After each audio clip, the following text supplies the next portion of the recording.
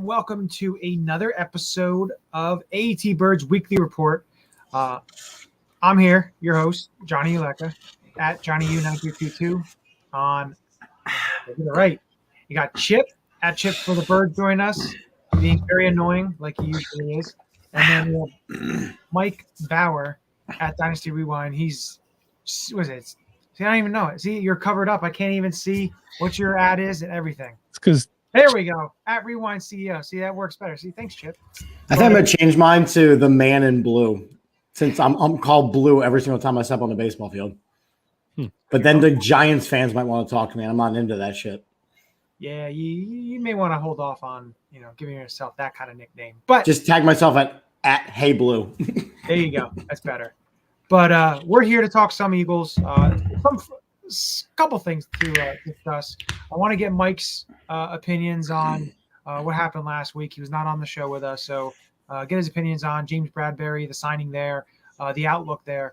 We're going to talk a little bit about the offseason. The one thing I did with this episode, I titled it Best Offseason Ever? ? Not ever in the NFL, ever in terms of Eagles history. And we can go over a couple of the years and go over that. There's a couple things I saw on Twitter that make some of you guys cringe when I name a couple of the years. But here comes the dream team talk. Yeah. That was all. Don't even want to talk a little bit about that. And there was a minor move and stuff that was made. But I want to start off with you, Mike. And I want to get your thoughts on James Bradberry addition to the Philadelphia Eagles. Can I ask you one question before I discuss that? Oh, yeah, go ahead. We were talking about doing that linebacker show. Yeah. This is going to be a fun one. Can we do a show assembling the dream team? The 2011 team. I just think it would be fun to take like an in-depth look at how that all came together and then just rapidly fell apart. We can always do whatever. Perfect. That'll be good. It's funny. We have this network where we can do all these kinds of things that we want. How about this, though, Mike? We could do that, but then we could also relay it and move it into 2012 when they started off and then all of a sudden rapidly fell apart with injuries and go over that, too. And that was Andy Reid's, of course, final 2 years. That would be a great show for the dead period coming up in the summer. Listen to me. And I am a history teacher. Y'all need to stop living in the past.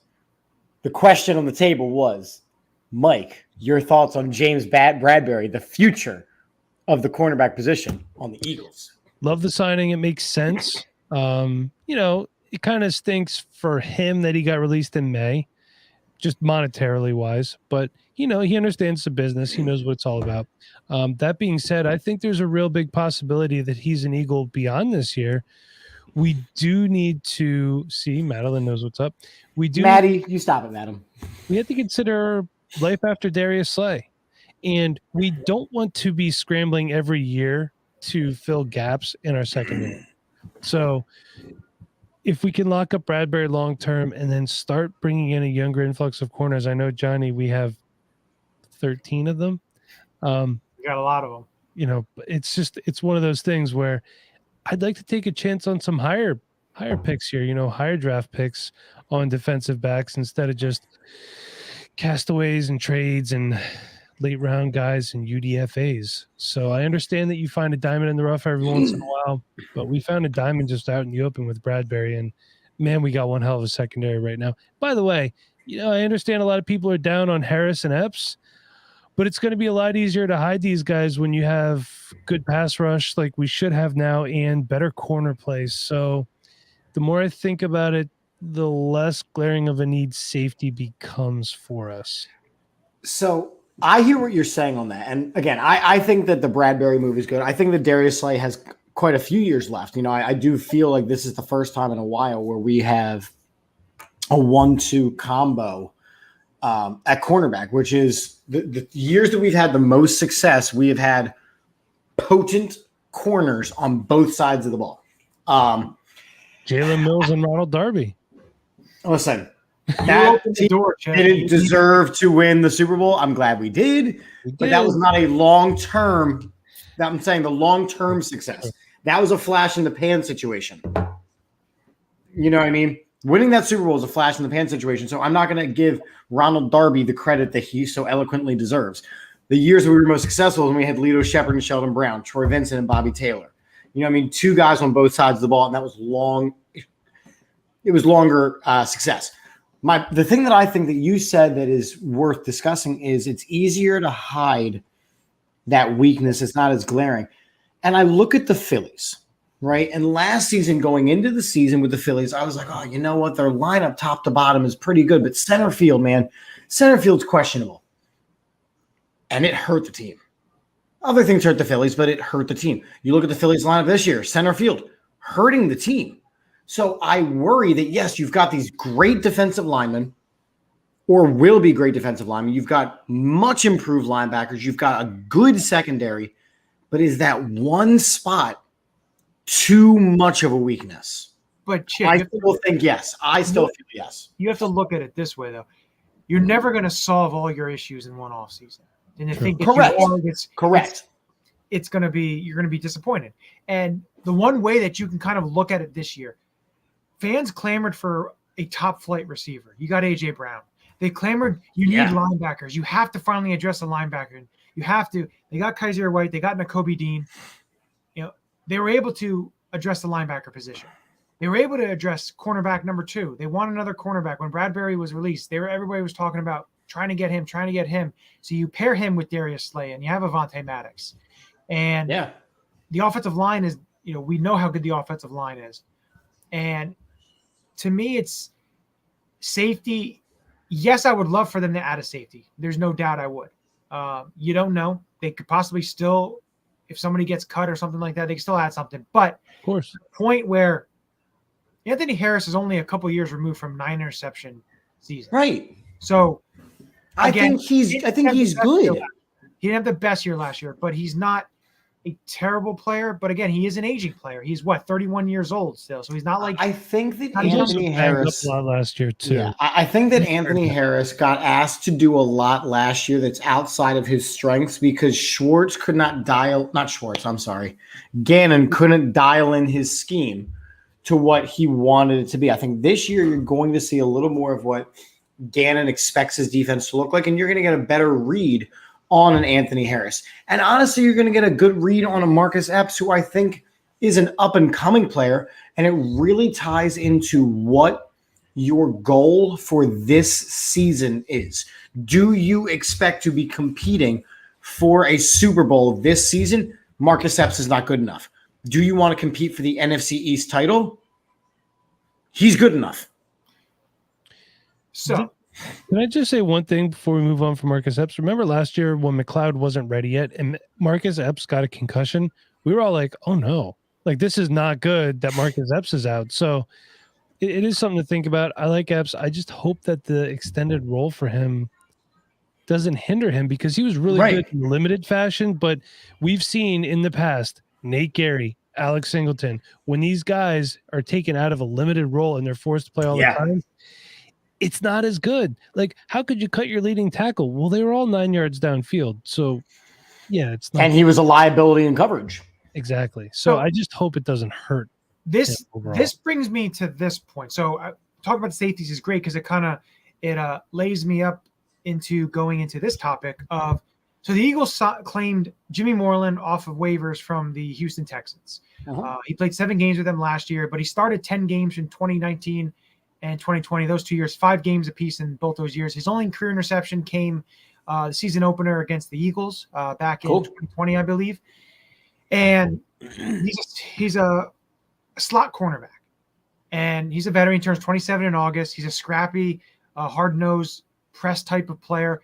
My question is, having him on the roster, say he makes the roster, could you possibly see Avonte Maddox maybe play a little bit of safety and have Jimmy Moreland play some, not saying all the time, here and there, being able to use Avonte Maddox in the secondary at a safety position, still keeping him on the field, but able to get Moreland on the field playing the slot position as well? So I think you could. I think you could see that to the extent of what you saw kind of when Jalen Mills did the switch. But Avonte Maddox was re-signed for big money to be your slot corner for the next couple of years. It's what he's good at. And now I also think is the kind of guy that if they say, hey, we need you to do this, he wouldn't even skip a beat. But I feel this helps open up. So say a Marcus Epps, say you don't add a safety. A Marcus Epps gets hurt or Anthony Harris gets hurt. The option of using an Avonte Maddox back in the back end of that secondary is an option that I think you'd be a little more comfortable with, and having a Jimmy Moreland be your slot cornerback than having to ask a guy like Josiah Scott or one of these other younger players to step in and add valuable reps. It's not like Kayvon Wallace, baby. Come on. Kayvon Wallace has got to step up this season. Kayvon Wallace has the opportunity. The opportunity is there for him to step up, and I hope he takes that opportunity, and I hope he steps up in a big way. But you have guys like Kayvon Wallace, Andre Chachere, Jared Maiden. They're players on the roster. Yes, their opportunity is there. It's their time to be able to figure it out and show what they can do on the field. But again, there's a reason that some of these guys were either undrafted free agents or late round draft picks. The opportunity is there to show it. And you can't – I'm not going to say that just because he's an undrafted player or he went to a certain college or he went there that he can't make it. There's a guy that played safety for the Eagles for a number of years named Quentin Michael, who was an undrafted free agent. Love him. Love him. So was Rodney McLeod. He was a UDFA as well. Out of Virginia. So was Anthony Harris out of Virginia. So it does happen. But again, I'm okay with the way this roster looks right now because of what the upgrades that they have made. Yeah, they've made a ton of upgrades. I just think that the two big things, especially when you're starting to talk about, the long summer months and then, you're looking at your training camp cuts, I think that they still have to bring in a punter to compete with Sipos and eventually, unseat him. I agree because he was bad last year and it cost us football games. Yep. I think he started the season really well, but then he lost us football games down the stretch. So at least bring in someone to compete with him. I'm not saying cut the guy. I'm saying bring in someone to push him and then hold out and see what's best. And then safety. You got to get an answer there. And honestly, we know we have a bunch of running backs. We got to get an answer to see if Miles Sanders is going to be the guy or if he's going to be injury prone. Brian Westbrook came out recently and said flat out, Miles Sanders can be one of the top running backs in football. And I don't disagree with him. If he can stay healthy and, I don't know, get into the end zone at all. Yeah, that was crazy last year. That's a crazy statistic that he did not score last season. Look, it's Miles Sanders or bust this year. I mean, I think so. Boston Scott's still here, and we all appreciate Boston Scott for what he's done for this team. Another guy like Avonte Maddox, he's going to do whatever you ask him to do, and he's going to do it with a smile on his face. I like Kenneth Gainwell. Kenneth Gainwell can't be a feature back in the NFL. He's just too small. I met Kenneth Gainwell at an autograph signing, and listen, I am not a big guy. Okay, Johnny is half a foot taller than me, pretty much. He's also a massive human being. I'm 6 foot, whatever. I am way bigger than Kenneth Gainwell. Way bigger. Kenneth Gainwell cannot be feature back. You got Huntley. He's whatever. They had Kennedy Brooks, who's got size, but he's just super average. So, man, if Miles Sanders stays healthy, look out. Because he's got all the behind this offensive line, behind now wide receivers that are going to on all sides pull guys, behind a tight end like Goddard, who does open up the middle of the field if he can catch the ball, behind Jalen Hurts, who can manage an offense, whether or not he can throw the ball. I mean, this team, I think, is poised to be successful. And this is the stage where people have got to take that next step. It can't be any more of the, well, maybe no, you're either stepping up or we're ready to move on past you. This, I do think, is make or break year. When Colin Cowherd picks you to win the NFC East, and he is the biggest piece of poop I know, I don't know him, it's time to prove something. Yeah. Yeah, the expectations are going to be there. And, it leads into the next thing, talking about the offseason. Is this the best Eagles offseason ever? Now, if you want to, I'll throw a couple examples. Now, one was a thought to be best offseason, great offseason. You're not even waiting. You're going right to this dream I'm going team to jump crap. into that one because there's two other ones I'm going to bring up. I'm going to bring up, you know what, I won't start with that one because I'll start with this one. 2004. The Eagles trade for Terrell Owens. They signed Javon Curse. They signed back Hugh Douglas and Jeremiah Trotter, signed Dhani Jones, draft Sean Andrews. I would say that's a pretty successful offseason, if I must say, especially a team that was just on the cusp. Don't forget, Jeremiah Trotter was re-signed to be a backup. Mark Simoneau is the starting middle linebacker. Oh, good To Lord. start that season because Trotter had to work his way back into Andy's graces.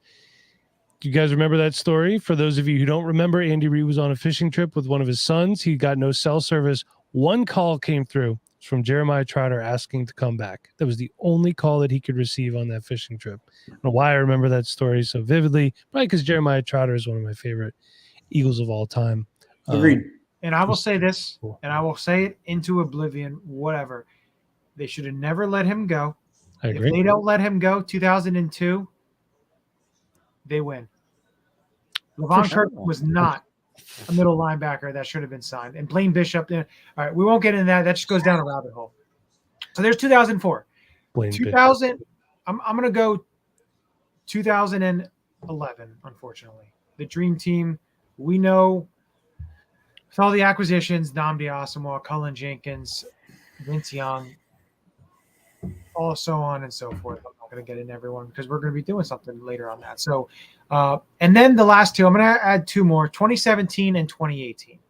2017, they made all those additions. Now, a lot of small additions, and they wind up making the Super Bowl, winning it. And you have that, you know, getting guys like Jay Ajayi, Nick Foles, Patrick Robinson, Ronald Darby, Tim Jernigan, getting guys like that. And then 2018, unfortunately, they got super injured, but getting guys like Michael Bennett, and, you know, you're able to make the talent because the talent was still there. Mike Wallace came in instead of Torrey Smith. So Mike Wallace was a good addition until he got hurt and never played again. So Didn't he never catch a pass for us? What? Didn't he never catch a pass for us? No, because he got hurt in the Tampa Bay game.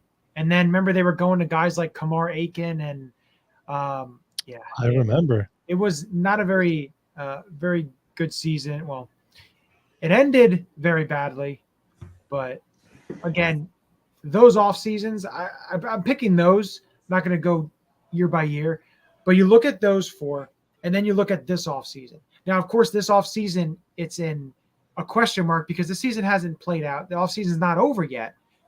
But again, if you had to choose, I'll start with you, Chip. If you had to choose the best off season ever, I think you're going to go 2017 because they won the Super Bowl.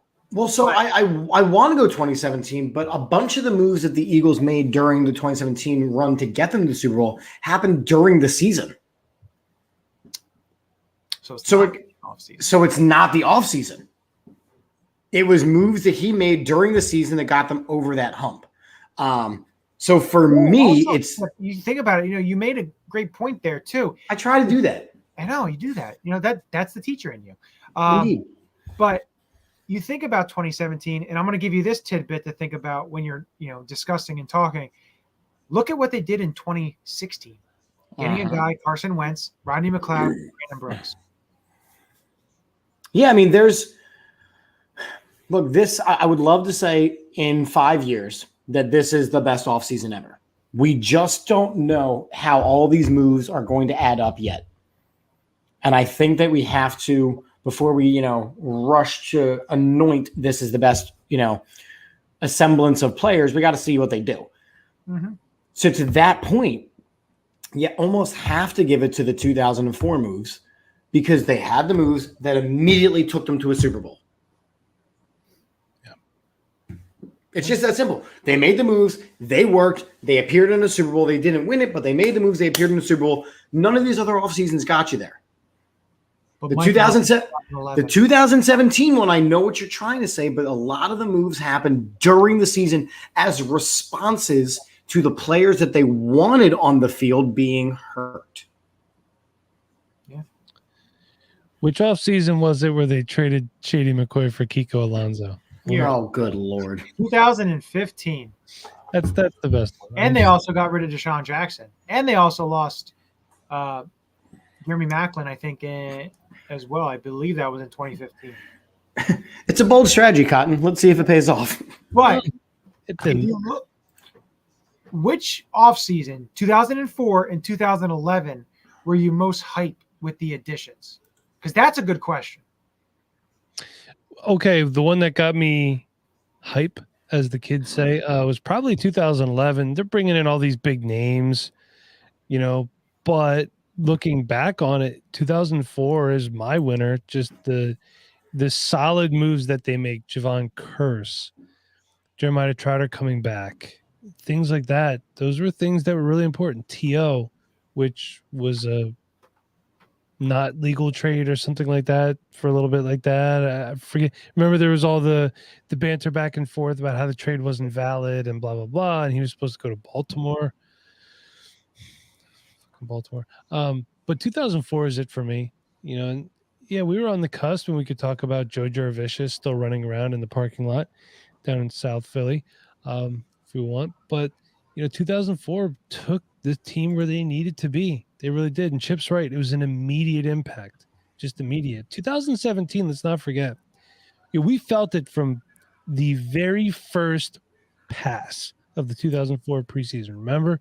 McNabb pass goes right down the field to T.O. I remember looking at my dad and saying, we got something special here. Yep. We didn't feel that way in 2017.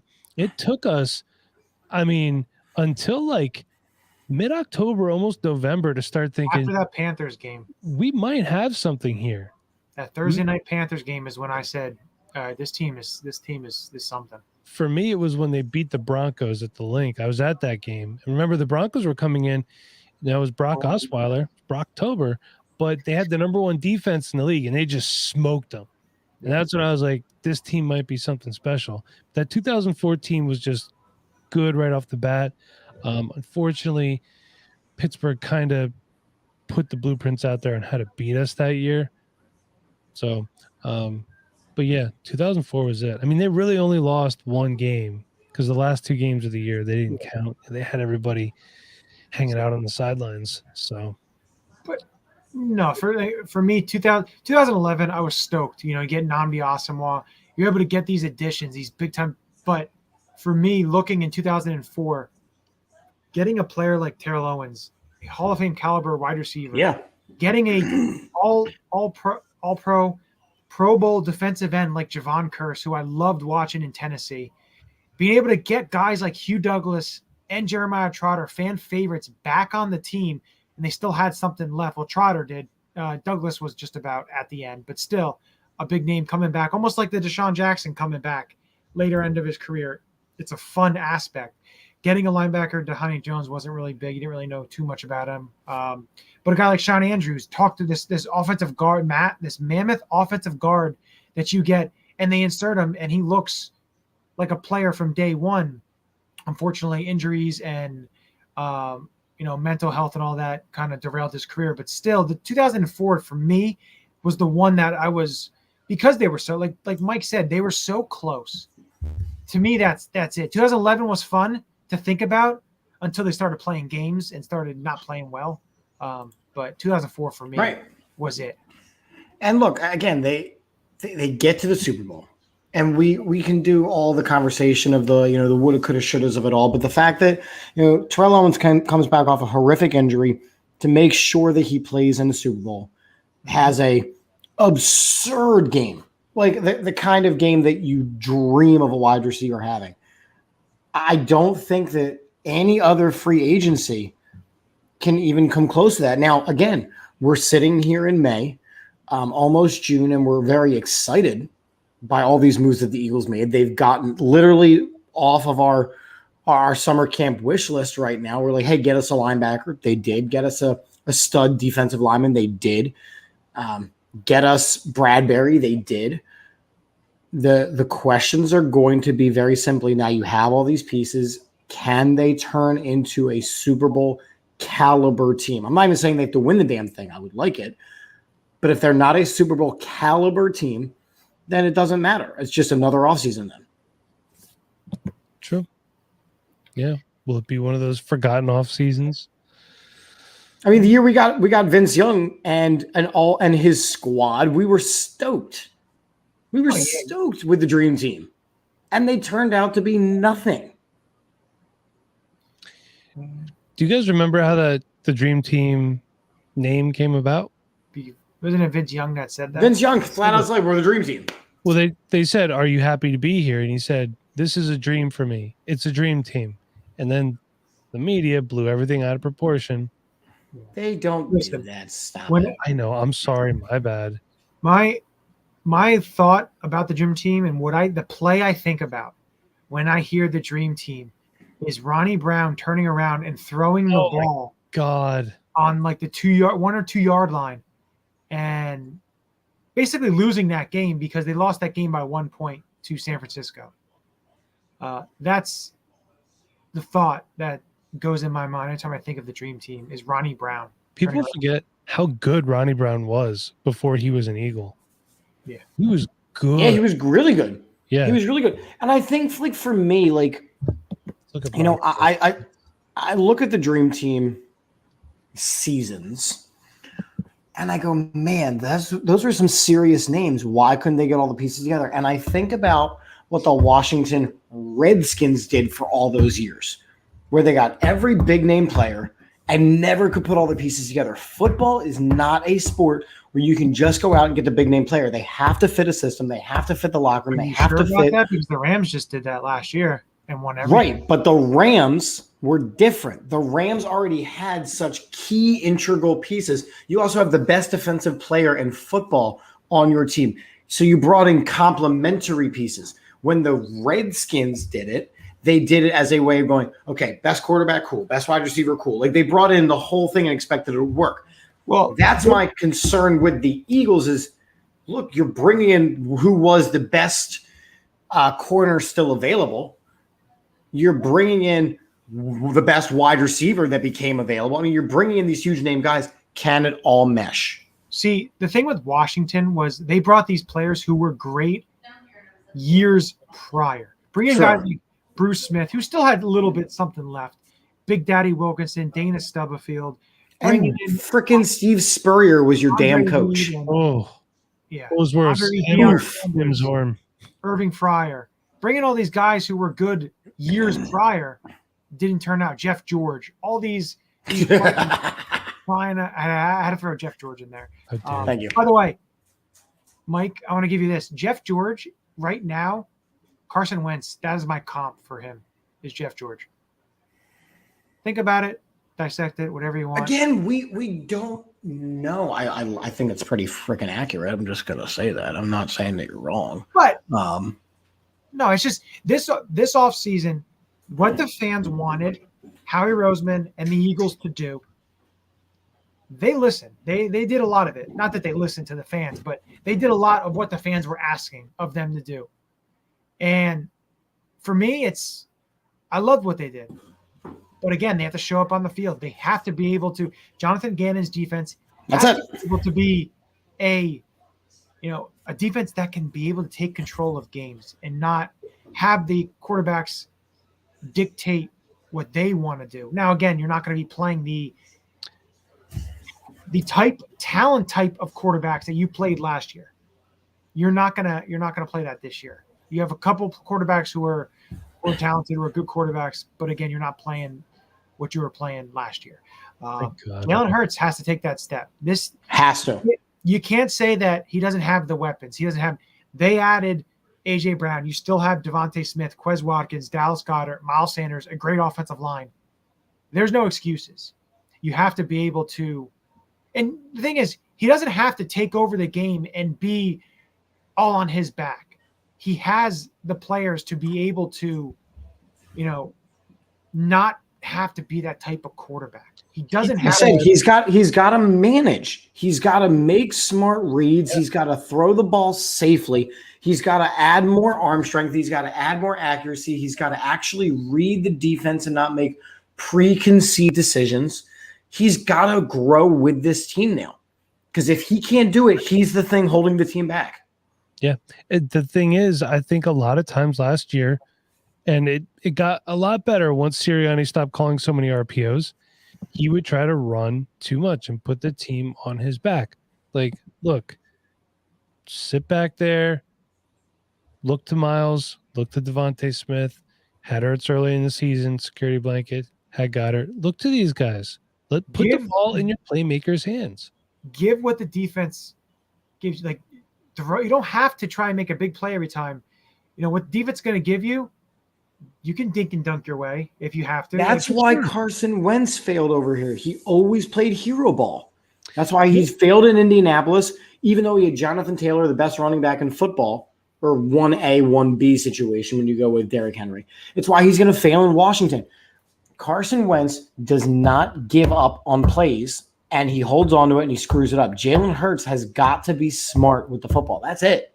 Well, Jalen Hurts also has to not – he's seeing – the thing is, like, when you're watching some of his plays, especially early in the year, and all of a sudden, like the rush would happen, but they're not there. He's seeing – if you say seeing ghosts, if you want to call it that. Yeah. But before the pressure gets there, and Trey Thomas did a great breakdown about this. And, like, he was talking about one where Miles Sanders or the running back goes in front of his face to get a blocker to, you know, and he all of a sudden starts moving the opposite way. You can't – you have to be able to know what your players are going to be doing, knowing you can step up in the pocket. And now there are certain games that he did well, being able to do some of that. But, again, it has to be more consistent this year. Has to be able to work on that. And I did watch a little bit. His throwing motion looks a little bit different. You know, it's just he's got to be able to read. He's got to be able to give what the defense is giving him. He's got to be able to just dink and dunk. Like, if you're not going to be able to get deep passes all the time, it's not going to work. It's the NFL. If they're giving you underneath, go underneath. And my feeling is you're getting A.J. Brown.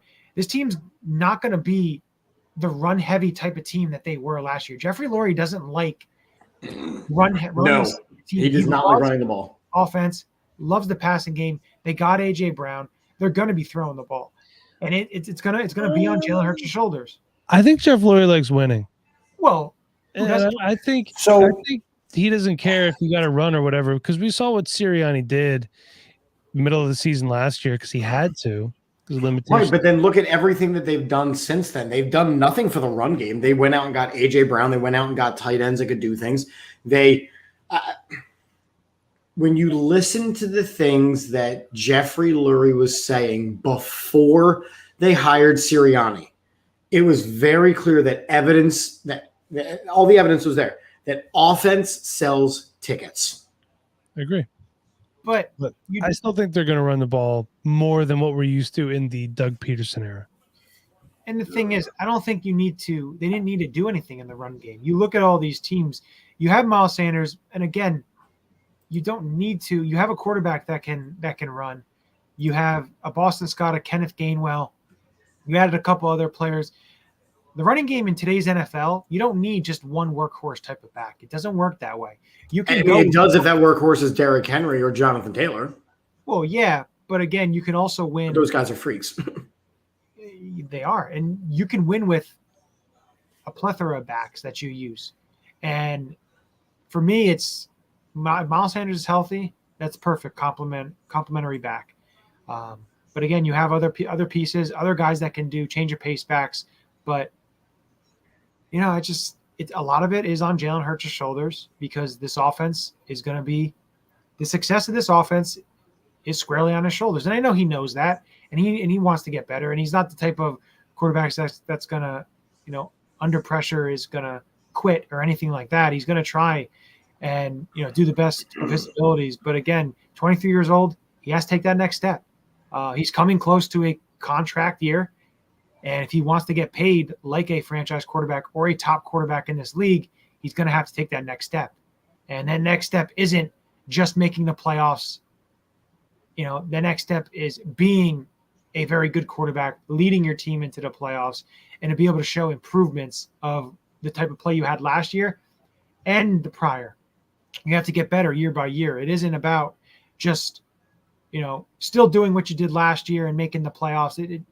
When you're paying a quarterback the amount of money that quarterbacks are being paid, you need to step up. You need to take the reins. You're the general of that offense, and we've seen young quarterbacks be able to take those next steps. He's going to have to do that, and I'm all for it. Hopefully, it happens. You know me, I'm rooting for the kid. He's a player I really like watching, so I'm going to be behind him. But that's just what I hope to see and what I'm expecting to see, especially in this with the expectations that are coming. There's a lot of expectations, especially after getting Bradbury. It just raises the expectations, and it's not right now. You're seeing a lot of analysts put them number one right now above the Cowboys. So, because the Cowboys got exponentially worse this offseason. Well, don't tell that to Cowboys fans because they think I will tell. Listen, no, they got worse. They got worse. The Commanders got taller as far as the quarterback position goes. They got taller.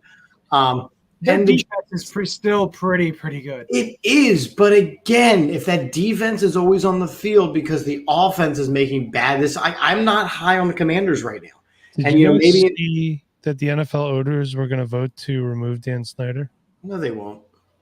And as Eagles fans, we don't want that. I want Dan Snyder and I want Jerry Jones. I want those guys to be there as long as possible. Dan Snyder's not going anywhere. I believe 24 votes to be ousted. We'll see.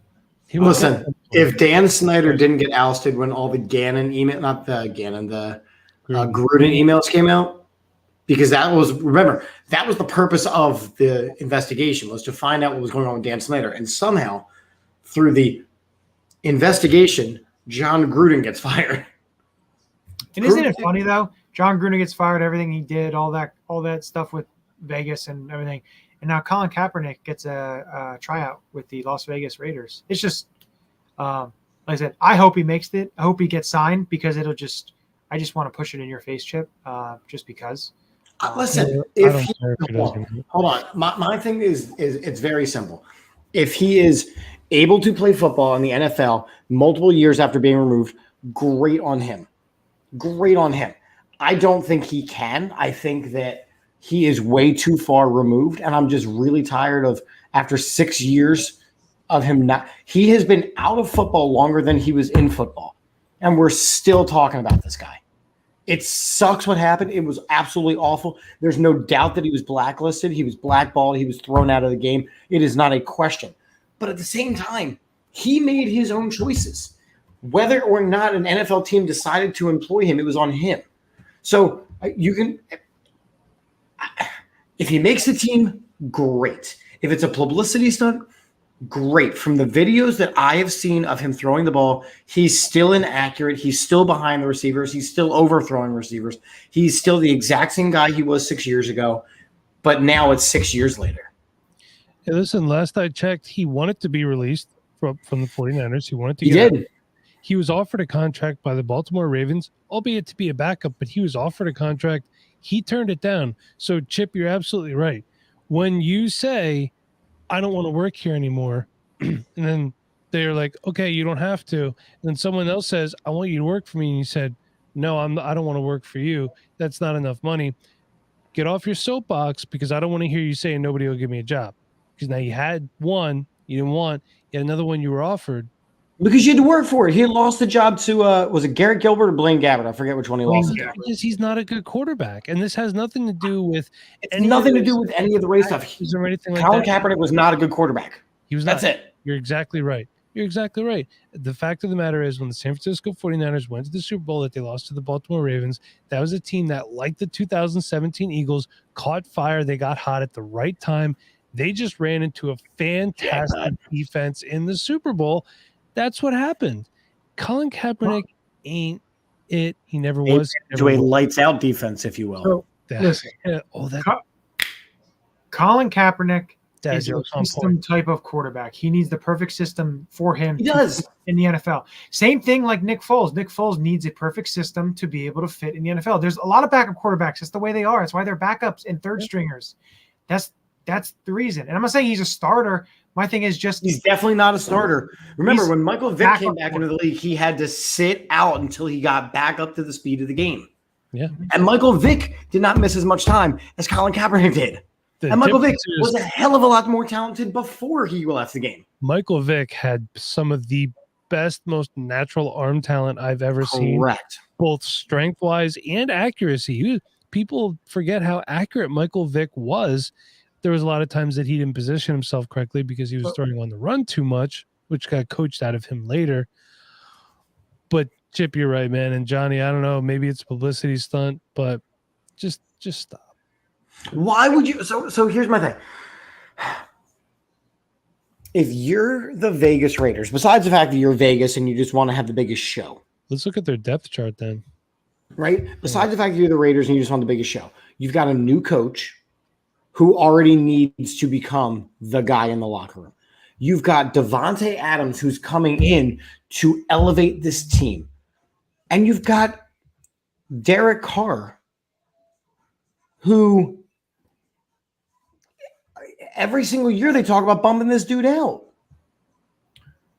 So their depth chart is Derek Carr, Jarrett Stidham, who they just traded for, Nick Right. Mullins, and Chase Garbers. So he's definitely better than the bottom three, but he's been out of the game longer than the other three. Yeah.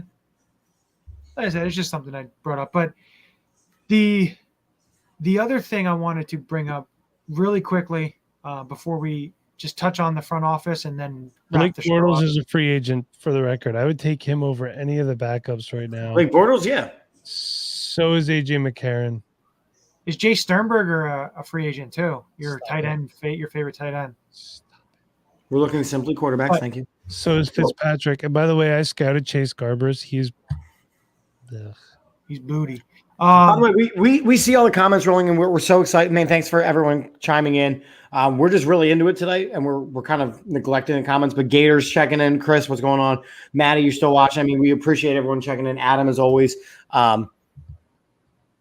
Can we spend 30 seconds real quick on the whole Nick Foles coming back here thing and not coming back here and all the drama that would have caused? Can we not do it again? I said 30 seconds.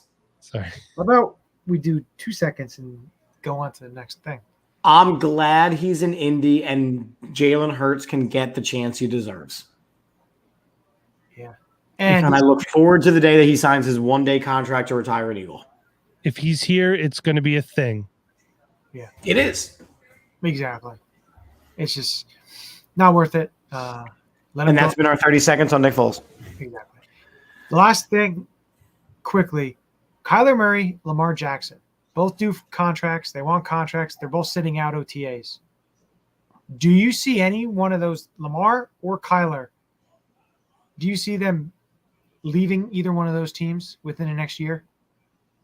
To me, Kyler Murray seems like the most logical one of the two, and that's only because I think Cliff Kingsbury's coming up on a contract too. Harbaugh, I think, is pretty safe job security-wise. And I think I got a friend who does the Dynasty Rewind with me, Nate. He's a big Ravens fan. He said that Lamar Jackson loves Baltimore. Baltimore and the community loves Lamar Jackson. Right. I don't know if that's mutual in Arizona. Yeah, I don't think it. The Arizona one does not seem good. I don't know. And I just hate what athletes do now. It's like, I'm mad at you. I'm taking you off my Instagram. I'm going to go pout in my room. Like, dude, just can we not? And then it's like a whole thing. Then it's an ESPN report. Deebo Samuel removes San Francisco from his Instagram. Kyler Murray takes. That's like, the thing is, that's the social media world. You're going to have that. It is. Yeah. People try to find any little thing possible. So I hate it, though. I think that if we're only picking one, I think Kyler Murray definitely changes teams. I think he's got more of a talent base than Lamar Jackson. I think Lamar Jackson he's one of these perfect system guys, and I think that Lamar Jackson is just so inconsistent as a quarterback. He'll have a game where he throws for 115 yards, and then the next week he'll throw for 403, and then the next week he'll throw for 96. Like, as far as quarterback play goes, he's not going to lead you to victory very often. Now, he'll throw a lot, and he'll run a lot, and he'll do a lot of athletic things, but I think Kyler Murray's a better quarterback. But I don't necessarily see Kyler Murray sticking with football if he leaves Arizona. Possible. I see him going back to play baseball. Let me ask you this. Would you take Kyler Murray over Jalen Hurts? Because this will surprise you for me to say that I would not. I'm going to say I'm really speechless. Yeah, right now I'm on a, locker room mentality kick. So like one of the dude from Johnny, we talked about it last week, Bates from the Bengals. Jesse Bates. I don't want him on the Eagles. While he would be a great addition on the field, you're talking about a guy who is a member of the team that just played in the Super Bowl, and he goes, well, they're not paying me enough money. I'm going to leave. Well, he's on right? a franchise tag. Right. I'm not going to play on it. So that to me says I don't give a crap about the team. I'm not. So for me, I would take Jalen Hurts right now over Kyler Murray because I think there's more of an upside, and I think there's more of a commitment to being a part of the team that I've seen instead of Kyler Murray right now. Listen, He's too small for me too. Yeah, the size factor scares me, just because playing the NFL, playing quarterback at that size, yes, has all talent in the world, but again, to me, he just doesn't seem like he's going to last long enough. But Gator says, per the Arizona GM today on the Pat McAfee show, there's a contract this summer for Kyler coming. It's coming. Is he going to sign it? And also, I want to let you know, I still have the Raiders depth chart up. Mac Hollins is a Raider currently. he's a Raider. So I'll let you guys He signed a decent amount of money considering his skill set, if I believe. Also, this one from Gator. Mike loves Hurts, even if he says he doesn't. Hurts with AJ going to the moon. I don't I love like it. Gator. I don't hate Jalen Hurts, for the record. I think he's a nice guy. I just think he has shortcomings as a quarterback. And if your biggest deficiency as a quarterback is throwing the football, that concerns me. However, if he is as hard of a diligent of a worker as he is constantly telling us that he is, well, then I'll tell you what, I want to see it in the preseason. I want to see it in week 1. And I'm here for the Mike Bauer apology tour. You can ask my wife. I never apologize, so it's not going to happen. You will this year. So with that last tidbit, Andy Weidel is going to Pittsburgh. The VP, one of the top executives in the front office for the Eagles, is leaving for the assistant GM position. There's like a lot of guys are leaving the Eagles to go to assistant GM positions and all that kind of stuff. But just to keep an eye out with that, there's going to be a lot of names popping up. A name to watch out for is Brandon Hunt from the Pittsburgh Steelers, possibly coming here. A very respected person in the NFL world in front office. Has been with Steelers for a really long time. You could see him possibly taking over what Andy Weidel's position was. And again, I'm all for taking executives from the Steelers because Steelers are a very good franchise in terms of that. But again, it's just the recycling of executives and getting new people in, because they lost Joe Douglas, they lost Andrew Berry, and they lost 4 people. Raish, Ian Cunningham, Brandon Brown, and now Andy Weidel this year. So a lot of turnover in the Eagles front office. But again, that's all I have for that. If you guys want to put a little 5 seconds, you can. If not, we can wrap this up. And I'll have you, Chip. You could do all the advertisements and everything, the sponsors. Yeah, listen, the front office stuff is great. I mean, the assistant GM is not really a position that I'm going to be too concerned with. How we made titles, though. It isn't really titles. It's just what they did. Howie made a lot of moves this offseason. Right now, he is off of my poop list. We all kind of lit the fire under him, whether it was the fan base, whether it was, the podcasters, whether it was the media guys. We all lit a fire under him. And over the last season and a half, he seems to have responded very, very positively. So I think that, I'm not going to apologize for the awful things I said about Howie and begging for him to be fired, but I'm going to give the man props. They wanted him fired, so you don't have to worry about apologizing. But I'm going to give the guy props for responding. Like, when he was struggling, he has now fixed it. And again, you can't say how much of it was, Doug. You can't say how much of it was, Lurt. Howie has put together on paper a really good team for this upcoming season. I agree. And Whitehall's got to deal with little hands. Did you guys see that Geronimo Allison signed with Atlanta? I must have missed that, but I got really excited when I saw it on their depth chart. Sorry.